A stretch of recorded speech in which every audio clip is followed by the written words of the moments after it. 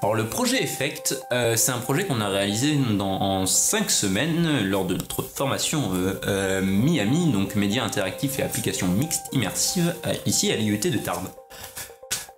Donc le pitch du projet Effect, c'était de reprendre un jeu d'arcade populaire, Pac-Man, Donkey Kong, etc. etc. Bon, Man aussi.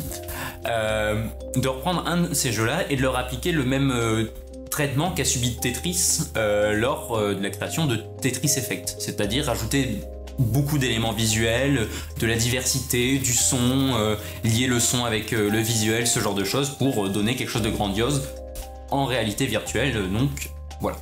Concernant les technologies utilisées donc pour ce projet Effect, ça reste assez simple dans l'ensemble. On utilise le workflow un peu grand public, j'ai envie de dire, qui est Blender Unity, donc deux softwares gratuits techniquement, très puissants pour les deux.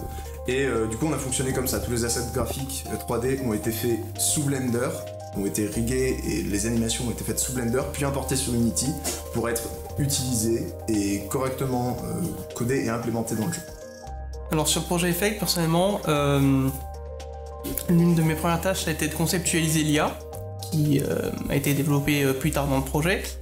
J'ai également assisté à la modélisation 3D, avant de me consacrer à plein temps sur les menus et l'interface du jeu.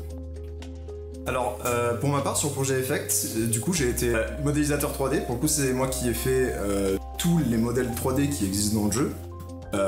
Alors, sauf certains, mais ce sont les véhicules joueurs, ce sont les choix véhicules joueurs. Et du coup, c'est moi qui me suis occupé de toute la modélisation, que ce soit les bâtiments, que ce soit le sol, que ce soit la route, les lampadaires et tout ce qui est agrémentation visuelle dans tout l'espace de réalité virtuelle en fait. Personnellement, je me suis occupé du développement Unity, donc on a développé sous Unity, on a utilisé Git pour le versionning. Donc voilà, j'ai développé sous Unity. Je me suis donc occupé à la fois de coder la logique du jeu, donc la manière dont fonctionne le jeu de Tron. Je me suis aussi occupé de implémenter visuellement ce que Rémi avait théorisé et modélisé en 3D. J'ai créé aussi les shaders pour pimenter visuellement, j'ai envie de dire, le jeu. Et finalement, j'ai aussi créé la sélection des persos, le système de sélection des persos, et l'implémentation et le lien entre le son et le visuel pour que l'univers du jeu réagisse à la musique. Je pense que la partie du projet que je préférais, c'est quand on s'est mis sur la modélisation 3D en fait, quand on a commencé à véritablement créer des assets, donc quand j'ai commencé à créer des assets, puisque c'était beaucoup d'expérimentation et de création libre, on avait concrètement carte blanche sur ce qu'on faisait, donc c'était assez agréable. Ce que j'ai particulièrement apprécié sur le projet Effect, c'est la liberté et la créativité dont on a pu faire preuve sur le projet. Et le simple fait de me dire, ok, c'est Tron, on fait du néon, on fait du noir néon, j'ai pu juste me laisser porter sur designer des formes, et ensuite la texture, les couches à appliquer, le design, c'est du Tron néon, donc c'était applicable, et du coup je me suis beaucoup amusé à conceptualiser plusieurs choses dans cet univers.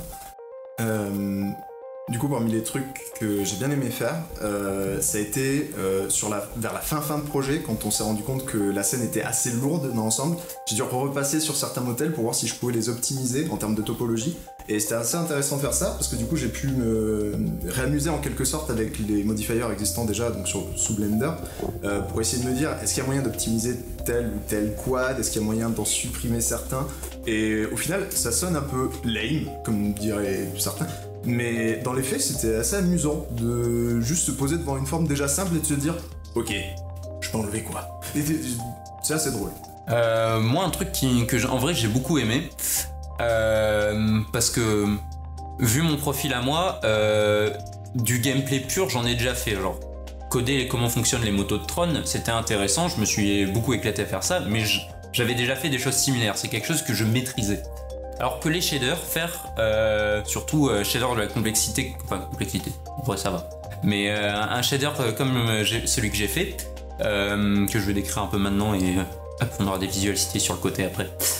Donc un shader tel que celui que j'ai fait, c'est-à-dire un shader qui réagit en hauteur au volume de la musique et aussi verticalement sur quel joueur est en train de gagner. Si le joueur est en train de gagner, l'écran se deviendra de plus en plus bleu, et si c'est l'ordinateur qui est en train de gagner, il deviendra de plus en plus orange.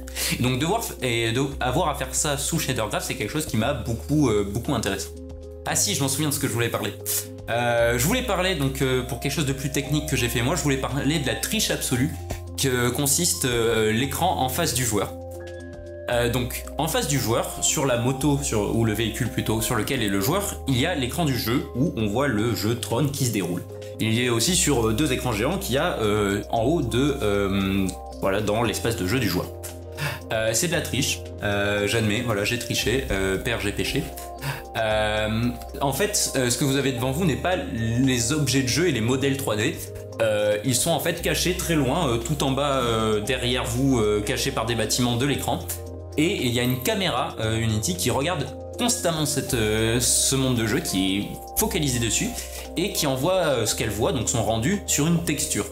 Cette texture est ensuite appliquée sur des plans, donc juste une face droite en 2D mais en 3D, sur des plans, donc des faces droites, et c'est là qu'on voit le rendu du jeu parce qu'elle est filmée par la caméra en fait.